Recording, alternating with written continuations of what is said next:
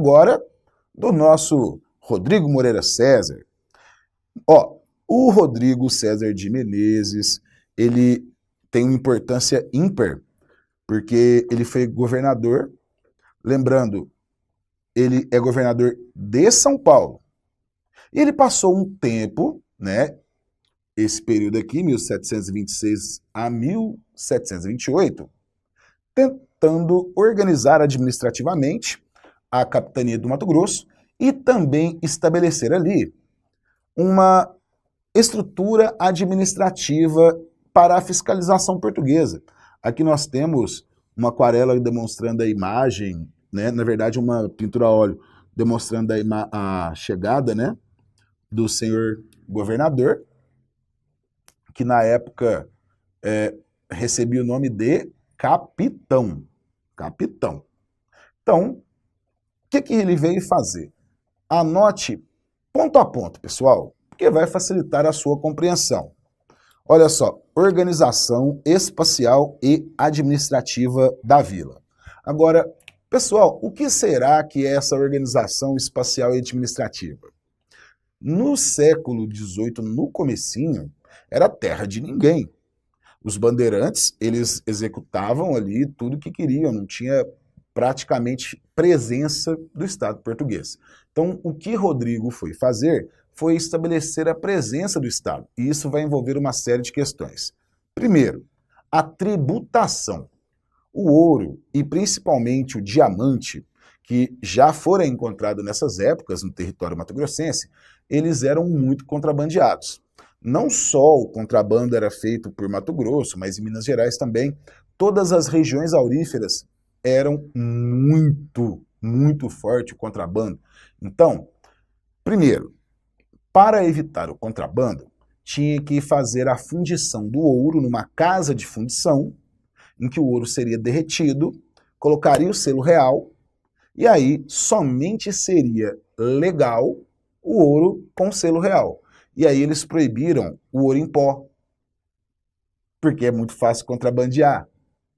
Na prática, o ouro em pó ele foi o principal meio de circulação e pagamento que as pessoas utilizavam, só que a partir, né, do governo de Moreira, ele vai implantar uma maior rigidez. Por exemplo, ele proibiu o ouro em pó e determinou que todo o ouro fosse fintado lá em São Paulo, na Casa de Fundição de São Paulo. O que é fintar o ouro? Cobrar a finta, ou cobrar o quinto. O ouro tinha que ser quintado. São duas formas de cobrança de impostos. Olha só, é muito possível também se cobrar algum tipo de imposto colonial. Qual que era o mais comum? Era a captação. O que era captação? Captação de captar. Captação era um imposto que era pago por quantidade de escravos. A escravidão no Mato Grosso foi muito forte, foi muito presente, e ela foi muito parecida com o padrão da escravidão mineira, porque ela vai trazer uma diversidade de comportamentos e padrões de escravidão diferentes. Além de você ter o escravo da lavoura, que é o chamado escravo do eito, como você tem ali uma sociedade urbana com muitos serviços, muito comércio, você vai ter uma figura diferente chamada escravo de ganho. Então faz um asterisco e escreve escravo de ganho. O que é o escravo de ganho que foi tão comum aí em Mato Grosso e foi um dos elementos que permitiu, por exemplo, a ascensão dos africanos aí no território, que conseguiam comprar suas alforrias. O escravo de ganho é um escravo urbano, é um escravo comercial. E, normalmente, como ele vendia produtos para o seu dono, vendia liquitutes, alguns produtos artesanais, é a origem, por exemplo, dos vendedores de tabuleiro que nós temos no Brasil. Na África já existia isso. Aqui na Bahia, Minas e Mato Grosso, você tem as pretas de tabuleiro, como elas eram chamadas, e os escravos de ganho, e o ambiente urbano era uma gritaria, porque todo mundo saía gritando, vendendo. Aí, esse escravo que era vendedor, ele combinava com o seu dono um pequeno ali valor de comissão, e em média, ali em 10 anos, por exemplo, ele conseguia comprar a sua alforria. Então, em Mato Grosso, existiam muitos negros alforriados em razão desse tipo de escravidão que era a escravidão por ganho. Ok, pessoal? Tipo diferente, muito importante e vale a pena. Então, olha só, vamos organizar esse lugar, tentar fazer tratamento de distribuição de água, não tinha tratamento, fazer distribuição de água, construir fossa, fazer uma organização urbana, mas, acima de tudo, quintar o ouro. Ele proibiu a captação e instituiu 20% de imposto. Isso é quintar o ouro. Agora, o que é finta? Quando atrasava, o ouro acumulava. Quando chegou no meio do século XVIII, o ouro já entrou em decadência.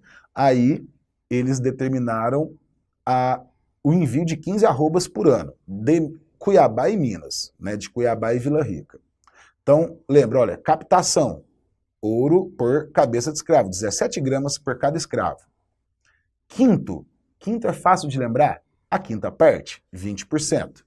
E a finta, 15 arrobas anuais quando ocorria algum tipo de atraso.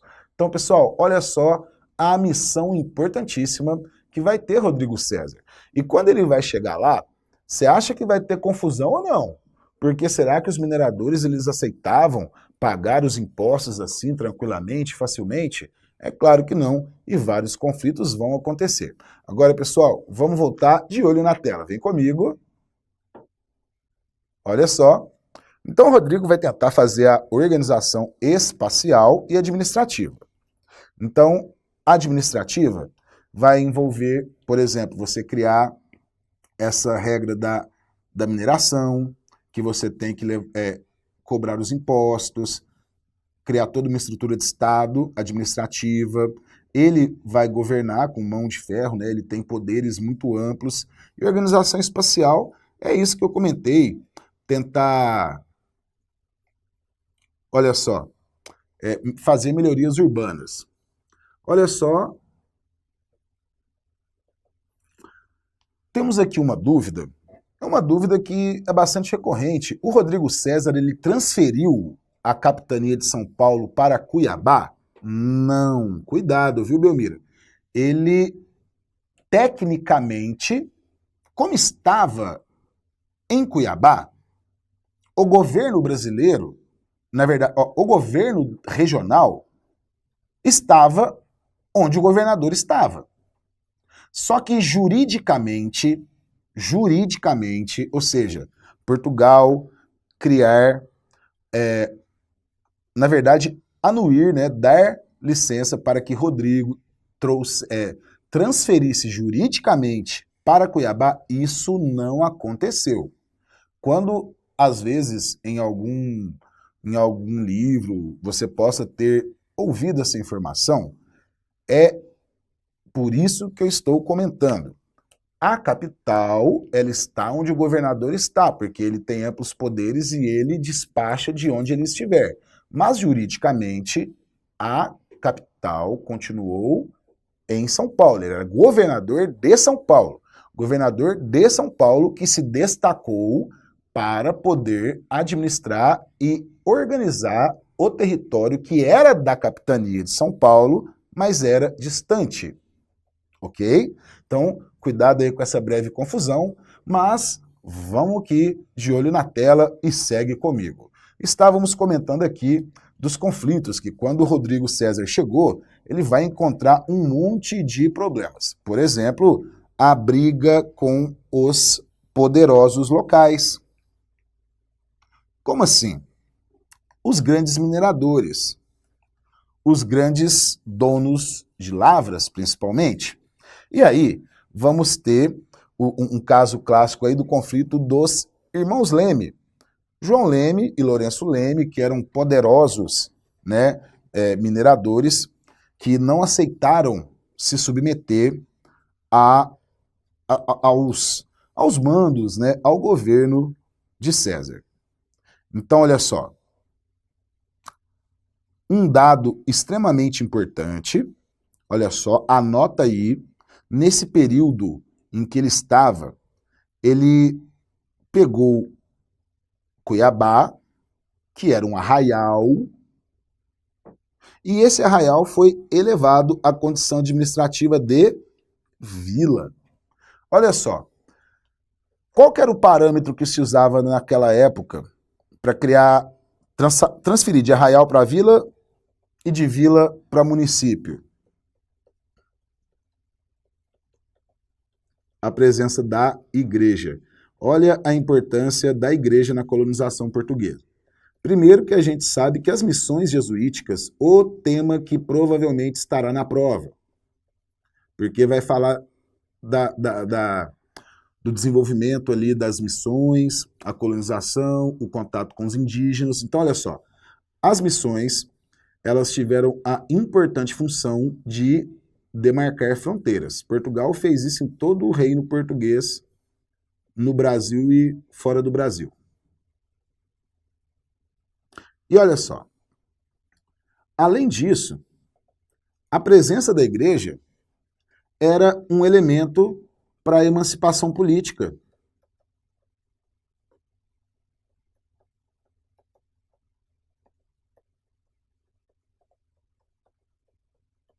Como assim? Se você é um arraial, você não precisa ter nada. Você pode ter só uma pequena capela. Agora, se você é um arraial e quer virar vila, você tem que ter uma capela curada, que é uma capela que tem padre. Para sair da situação de vila e se tornar um município, você tem que ter uma igreja matriz com padre fixo. Veja só. Então, isso daqui é um elemento importante para Cuiabá, que foi a elevação à condição de vila, então dá uma vantagem administrativa bastante interessante para o território. E instituiu, como a gente já comentou, o quinto, 20% da produção de ouro e proibiu, extinguiu, na verdade, né? Ele extinguiu a captação. E qual que era o objetivo de quintar o ouro lá em São Paulo?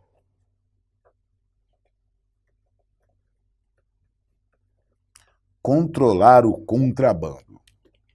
Então, fica ligado no contrabando e existem, olha só, dois elementos que costumam ser bastante discutidos na historiografia mato-grossense que envolve algum tipo de infração ou criminalidade. Primeiro é o grande contrabando do ouro, no século XVIII, e no século XIX, final do século XIX, principalmente início do século XX, a grande quantidade de roubo de gado.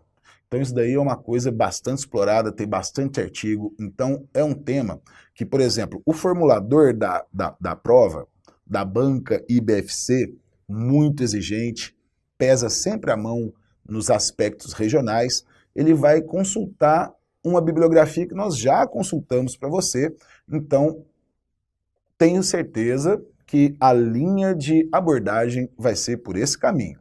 Agora, pessoal, dando continuidade, depois que Cuiabá foi elevada, a situação começa a ficar, digamos, muito estratégica para Portugal. Estão procurando ouro, já estão minerando ouro, está se desenvolvendo um povoamento em terras muito longínquas com relação à capital, que na época se tornou o Rio de Janeiro, porque a capital era Salvador. Depois que encontrou ouro, foi para o Rio de Janeiro, porque o centro econômico deixou de ser o Nordeste, passou a ser o Sudeste e o Centro-Oeste. A diferença principal é que Minas Gerais escoava o ouro por estrada de terra, que era chamada Estrada Real, e Mato Grosso escoava sua produção pela bacia do Rio da Prata. Ok? Agora, os espanhóis, eles estavam aqui com os portugueses muito preocupados em perder suas terras. E aí, lembra que eu falei que os jesuítas foram utilizados pelos portugueses para demarcar a fronteira? Pelos espanhóis também. Então, a região do atual, né, Rio Guaporé, a região guaporeana, ela se tornou uma área de disputa. Por quê? Porque os espanhóis queriam garantir aquela região para eles, porque eles já estavam vendo, né, o avanço português. E Portugal, para garantir a posse do rio Guaporé, fez o quê? Também, né, tentou estimular a ida de missões jesuíticas, mas agora a situação ficou mais complicada.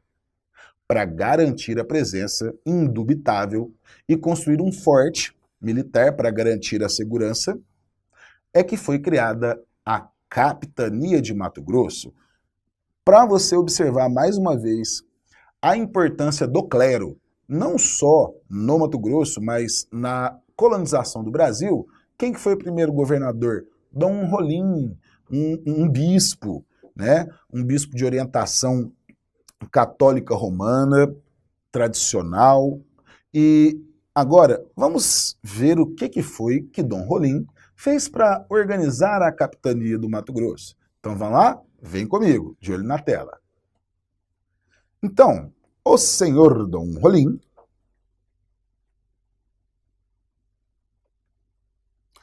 vai fundar a capital no Vale do Rio Guaporé. Olha só, então associa o Rio Guaporé a Vila Bela. E aí, ele ia construir a residência oficial dos capitães, normalmente é um palácio. Ou seja, não é só uma residência, é um polo de poder.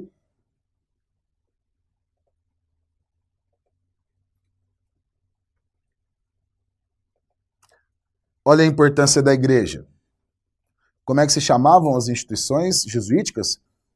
Ou colégios jesuíticos, ou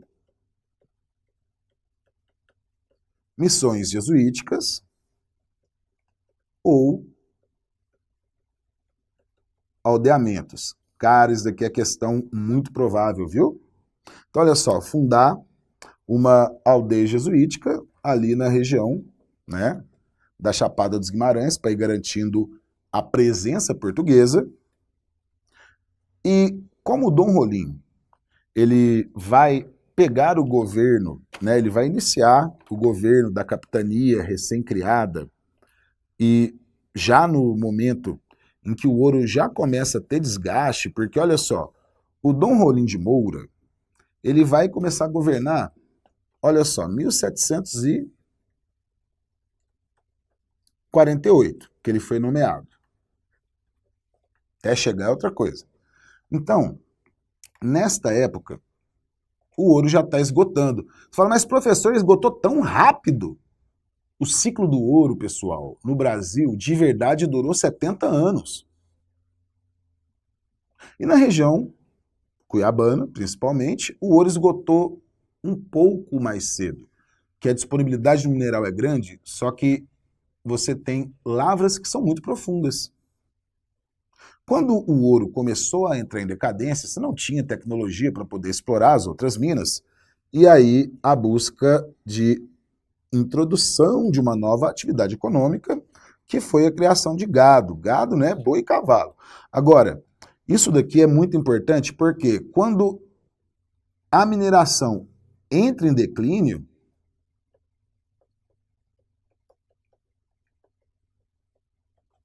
é quando ocorrerá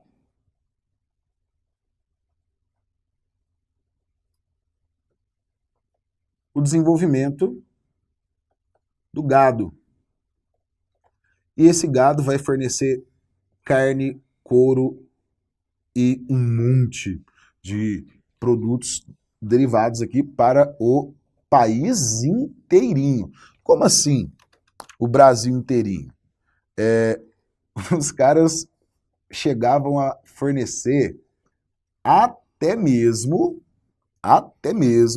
para o Ceará. Ceará que produzia charque, comprava charque mato-grossense.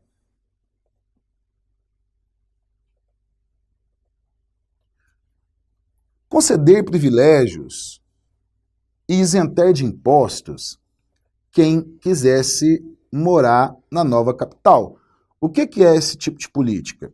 Se você está isentando de impostos e dando privilégios do tipo concessão de títulos, qual que é o objetivo dessa política?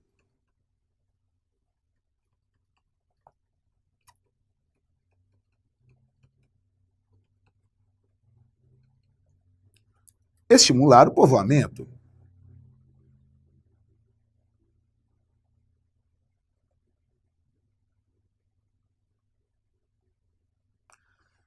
Claro, ele estava com um baita problemão. Por quê? Ele estava numa época em que as fronteiras estavam começando a ser estabelecidas. Só que o risco de ter uma guerra era grande. Para evitar um conflito armado, ele foi um grande diplomata. Na verdade, ele foi escolhido por uma dessas qualidades que ele possuiu, né? Que era não só ser um homem extremamente culto, de enorme capacidade, mas também um homem extremamente diplomático. Olha só, perceba que quando ele começa a governar Mato Grosso, pega aí a sua anotação e faz aquele asterisco enorme. Em 1750, enquanto Dom Rolim iniciava aí o governo de Mato Grosso, o Brasil passava por um período chamado período pombalino. O que é o período pombalino? É quando o rei de Portugal enviou para o Brasil o Marquês de Pombal. E ele teve uma atuação muito importante. Por exemplo, olha para você ver. O Dom Rolim, ele tentou estimular a criação de mais um aldeamento jesuítico. Mais tarde, Marquês de Pombal, em 59, ele vai expulsar os jesuítas.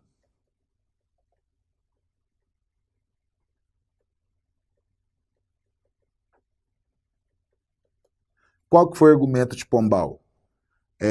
São dois. Primeiro, argumentar que os jesuítas eles tinham tanto poder, tanto poder, tanto poder e tanta influência que eles mandavam mais que Portugal.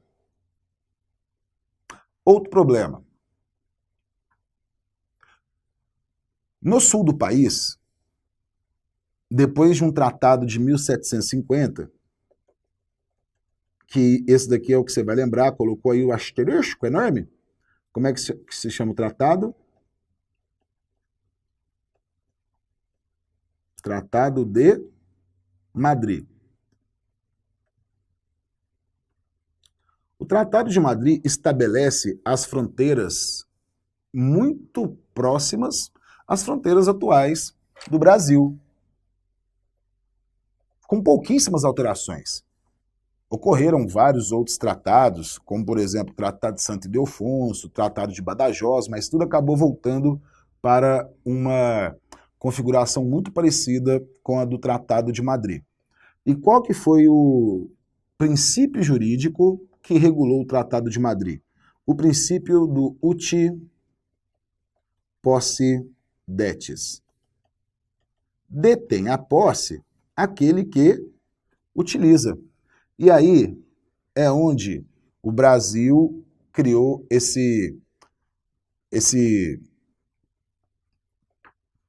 dimensão enorme, né, continental, porque quando os espanhóis alegaram que a terra era deles desde o Tratado de Tordesilhas, aí Portugal argumentou, olha, mas nós temos exploração econômica. Agora deixa eu comentar um aprofundamento aqui para vocês. Olha só. Tinha ouro, tinha cidade, mas o que determinou? Mapeamento. o mapeamento do território. Por isso aí o Utpossidetis. Então perceba que o início da capitania do Mato Grosso está totalmente relacionada à formação do nosso território. E, claro, né, olha aqui, o que mais que Dom Rolim tinha que fazer? Tomar cuidado com os índios, porque a igreja, independente se era jesuíta ou de outra ordem religiosa, ela defendia os índios, eles eram contra a escravidão dos indígenas. E como ocorriam ataques muito violentos, era necessário tomar o cuidado. Havia um controle muito grande por Portugal das minas de diamante, tanto em Diamantina quanto na região cuiabana. Eles foram proibidos. Na verdade, foi proibido de que forma? A ideia era criar uma reserva de mercado de diamantes só para a coroa portuguesa. Quando os primeiros diamantes começaram a ser encontrados, a coroa portuguesa proibiu a exploração, tanto em Mato Grosso, quanto em Minas Gerais. E na Bahia? Na Bahia foi bem depois. Então, onde tinha diamante nessa época? Minas Gerais e Mato Grosso. Foi proibido o indivíduo extrair o ouro, porque criava-se uma exploração oficial da coroa portuguesa, e aí você colocava muitos, né, vigias que olhavam escravo por escravo, era um vigia, um escravo. E monopólio português. Então, assim, não é que proibiu porque não queria exploração, ela proibiu para o civil e só permitiu para a coroa. Agora, olha só, pessoal, você já está matando aí a questão que por que criaram a capitania do Mato Grosso? Porque garantir a posse do território para Portugal e de novo na tela, vem comigo. Incentivar a pesca, né? Uma outra atividade econômica muito importante. A pesca sempre fez parte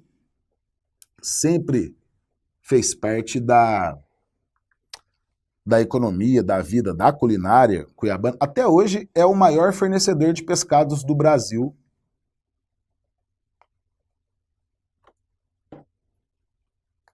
Lembra que eu já comentei com vocês que a ligação do Mato Grosso com a Amazônia e com o Grão-Pará era maior? A capitania do Grão-Pará é a capitania amazônica. Ela começou a criar as hidrovias, né, os meios de, não hidrovia, mas começaram a utilizar os meios de comunicação nesse momento aqui. É onde eu comentei com vocês que a integração de Mato Grosso com a Amazônia era muito maior do que a integração do Mato Grosso com a capital, Rio de Janeiro.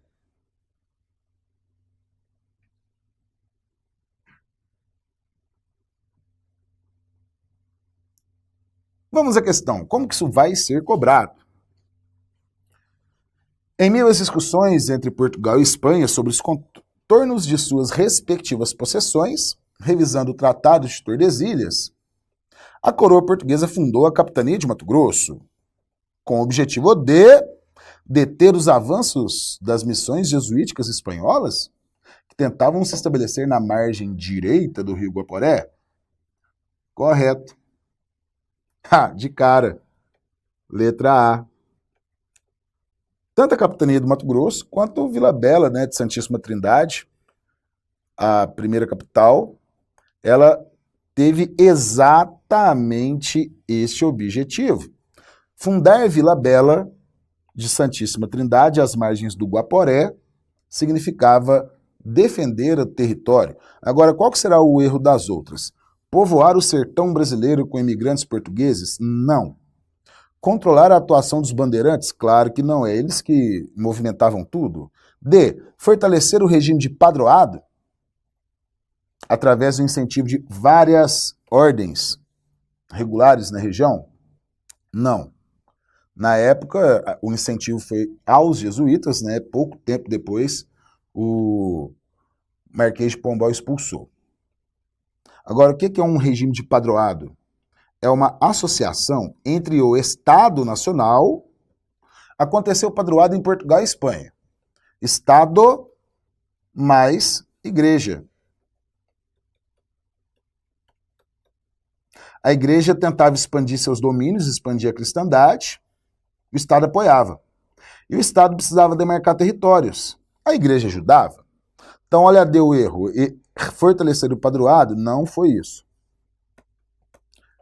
E anexar as minas de Potosí, no Peru. Essas daqui são as minas de prata mais valiosas que você tinha na Espanha. Mediante a conquista militar que partiu do Forte de Coimbra? Não, gente. Não. Criaram a capitania para garantir a posse. Pessoal, tranquila essa questão, não é? É o perfil de questão que vai cair bem tranquilo. E olha só. E essa daqui, pessoal? Vamos pensar um pouquinho sobre a sociedade mato-grossense. Quando eu falo em sociedade, eu estou aqui querendo falar da organização social. Então, por exemplo, nós sabemos que é uma sociedade mestiça, indígena, cabocla, urbana. E como que era o perfil das pessoas que viviam ali? Você tinha os grandes mineradores, que eram pessoas muito ricas, que eram homens bons, que eram aqueles que não realizavam trabalhos manuais, eram católicos e eram donos de escravos. Você tinha uma quantidade expressiva de escravos, que eram propriedade, você tinha ali pessoas com muitas posses que compravam bastantes escravos, então você tem os senhores, que eram tanto, mineradores, alguns agricultores e principalmente altos funcionários públicos portugueses. Os escravos, lembre-se que nós temos tanto o escravo do eito, que é o escravo da lavoura, quanto aquele perfil que eu acho muito interessante de cobrar na prova, que é o escravo de ganho. Só que nós temos também uma grande sociedade formada por homens livres, porque apesar da forte presença da escravidão, era muito forte também o trabalho livre, por duas razões. Primeiro, que a sociedade da mineração, além de ser urbana, foi a primeira forma de organização espacial e de trabalho que nós tivemos no Brasil que teve mão de obra livre, branca, pobre. Que antes, lá no Nordeste, é o seguinte, é negro, é escravo, não tinha meio termo. É branco, é funcionário de Portugal, é uma pessoa muito rica. Em Minas Gerais, em Cuiabá, em Minas Gerais e Mato Grosso, não. Você tem uma sociedade mestiça com brancos pobres, né? E muitos, o que eles chamavam na época de mameluco, né? Que é o mestiço com indígena. Presença extremamente marcante na cultura mato-grossense. Então, de novo na tela, vem comigo. Olha só. Vamos resolver essa questãozinha. Eu vou dar 30 segundos para vocês. Leia com atenção.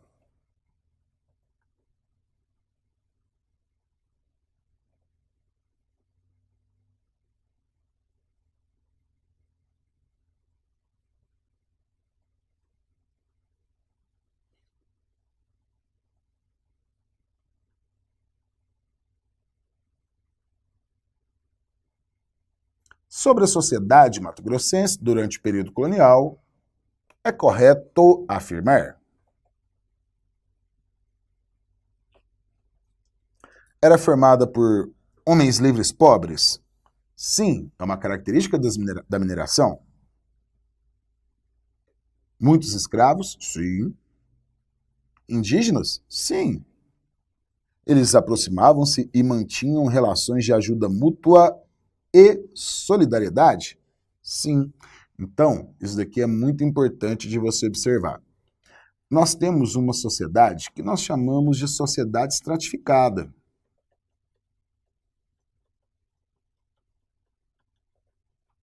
A divisão social era muito rígida. Naquela época não tinha seguridade social. Qual que era a única forma das pessoas conseguirem, por exemplo, se manter na velhice? Ajuda mútua e solidariedade. Como que isso acontecia? Ou através da formação de quilombos, como o do Cansanção Cariterê, ou através de confrarias e irmandades religiosas.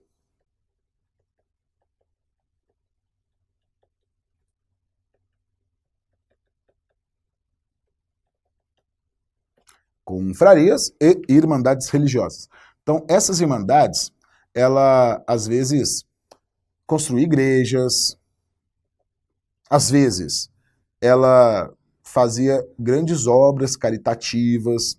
Basicamente, essas irmandades, elas garantiam a alimentação dos seus membros, garantiam enterro católico digno, eles garantiam, por exemplo, o sustento da família em caso de um trabalhador enfermo. E, inclusive, vou dar até uma dica. Se você estiver em qualquer cidade mato-grossense que tiver uma igreja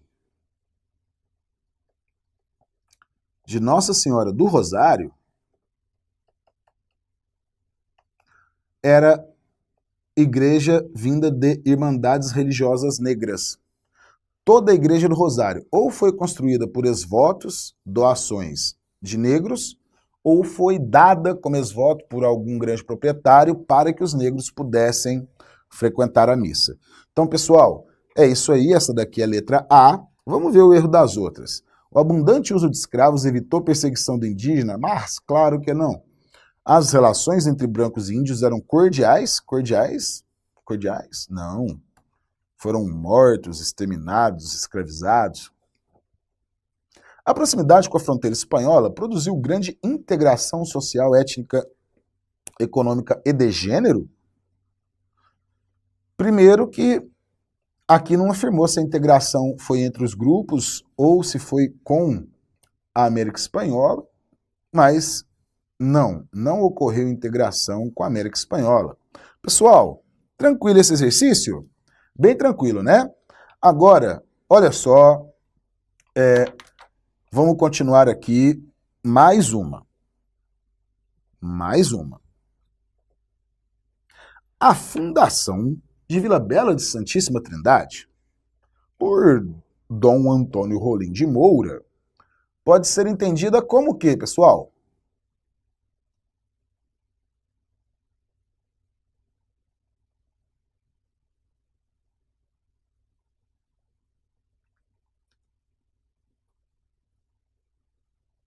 A letra A é absurda, né? Vila Bela, capital portuguesa. Letra B. Era para reprimir os chiquitanos? Não. C. Operação de espionagem da Espanha sobre a mineração de Portugal? Não, a cidade é portuguesa. Por exclusão, sabemos que é a D, mas veja como ela tem total sentido e total significação. Estratégia da coroa portuguesa para assegurar territórios a oeste de Tordesilhas. É isso aí, gente. Olha, lembra? Vila Bela de Santíssima, criação da capitania para assegurar o território.